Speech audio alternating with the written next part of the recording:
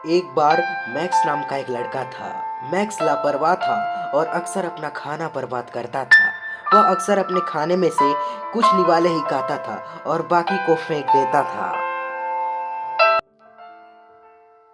एक दिन मैक्स का परिवार एक गरीब गांव की यात्रा पर गया। जब वे पहुंचे तो उन्होंने बहुत से बच्चों को देखा जो भूखे थे और उनके पास खाने के लिए कुछ नहीं था।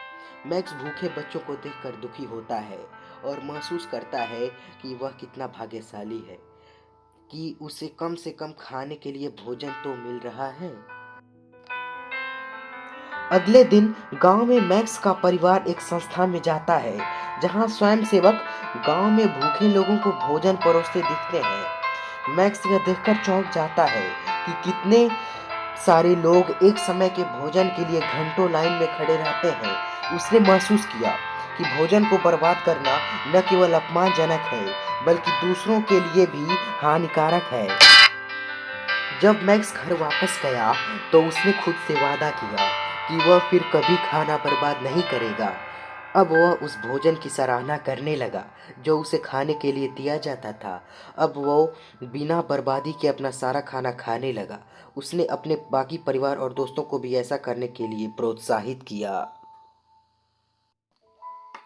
मैक्स ने महसूस किया कि भोजन एक अनमोल संसाधन है जिसे कभी भी बर्बाद नहीं करना चाहिए। उसने जाना कि संसार में करोड़ों लोग भूखे हैं और भोजन को बर्बाद करके वह उनके दुखों को और बढ़ा देता है। कहानी का नैतिक उपदेश। खाना बर्बाद मत करो। आपके पास जो भी भोजन है उसके लिए हमेशा ईश्वर का आभारी रहें और पेट भर भोजन करें। याद रखें कि दुनिया में करोड़ों लोग भूखे हैं और उनके पास खाने के लिए पर्याप्त भोजन नहीं है।